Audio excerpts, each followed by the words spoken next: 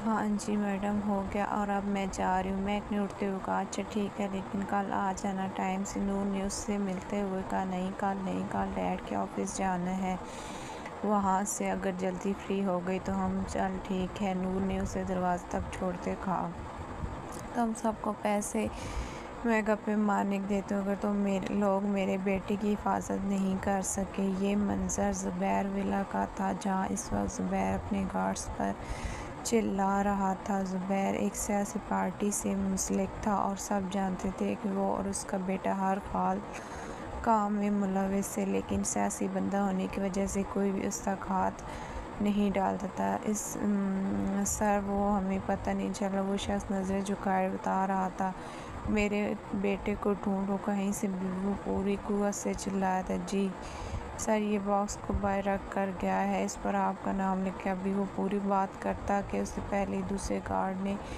Box को देखते कहा, जो लंबाई में था और वज़न की वजह 4 से ज़्यादा गार्ड्स उठा कर लाए थे। अब ये क्या है, खोलो इसे। ज़ुबैर ने चीर का कहा तो एक गार्ड उसे खोलने लगा, और जैसे गार्ड ने उसे खोला तो सब समेत ज़ुबैर की भी आंखें बाहर निकल आईं।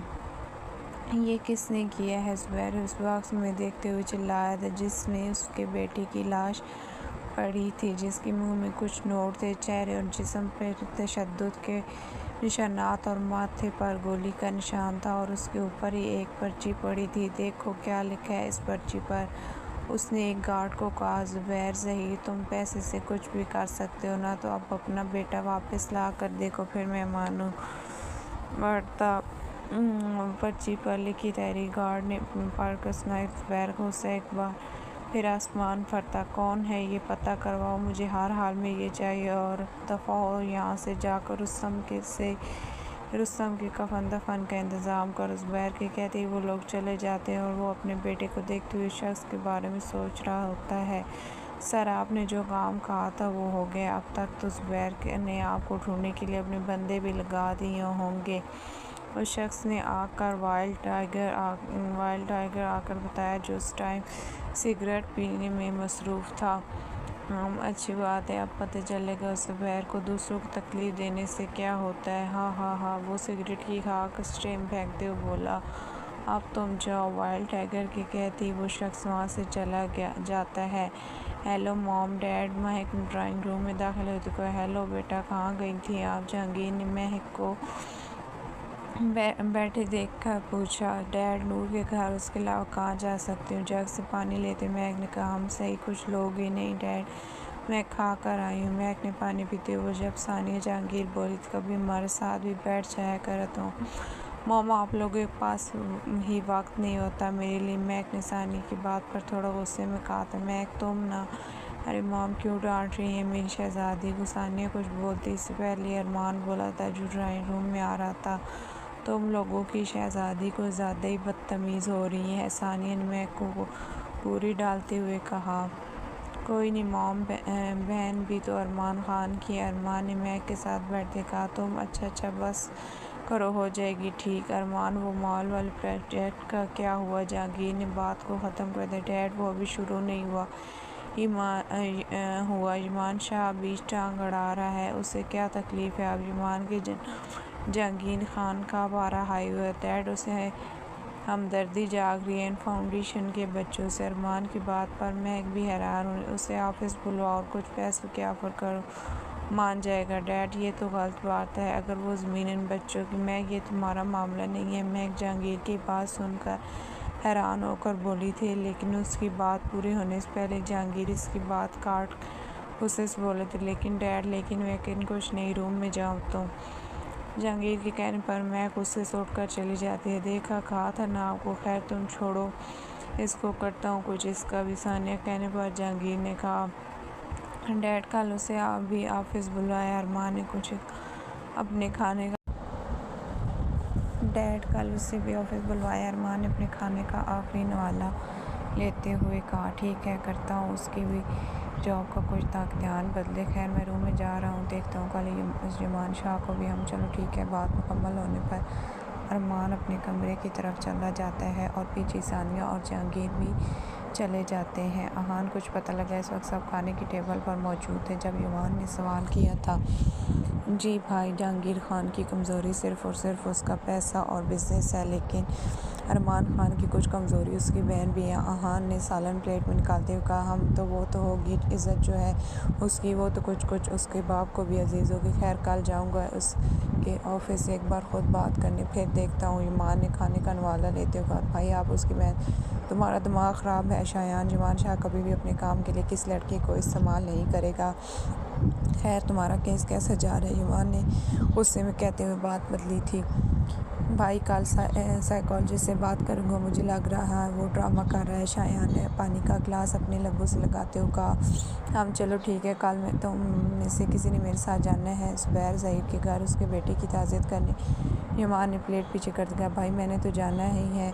वैसे भी अहान ने भी गिलास रखते हुए कहा था, अच्छा चल ठीक है, मैं ही चला जाऊँगा। ईमान ने उठते हुए कहा, यार भाई ये डेवल कभी हंसता भी है। ईमान को जाता देखकर मूसा शरारती अंदाज बोलता, बेटा हंसने का तो पता नहीं पर पीटता ज़रूर है, और अगर तू अभी अपनी ड्यूटी पर ना गया तो तुझे ही पीटेगा।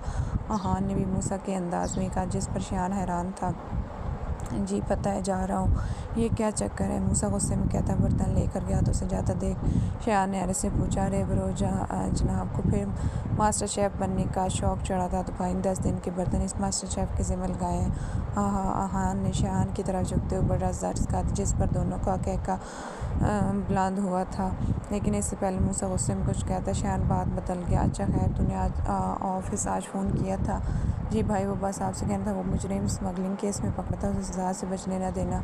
हाँ, वो मैं देख लूँगा भाई, वो ज़ुबैर का ही बंदा है, अभी तो अपने बेटे की वजह से चुप है, लेकिन ज़्यादातर देर नहीं रह गया। हाँ ने कुछ सोचते हुए कहा, हम देख लूँगा, इस बार हाथ से नहीं जाता so don't worry bro. Shayan ने टेबल से उठते हुए कहा। शायान के जाते हैं हान मूसा की तरफ जाते उसे गुस्से में देख के उसे तंग करने का इरादा मुलतवी कर अपने कमरे की तरफ चल दिया। माम देखे भाई मुझे मारे हैं, वो बच्चा भागता हुआ आया था। अरे ईमान, क्यों मारे हो भाई को?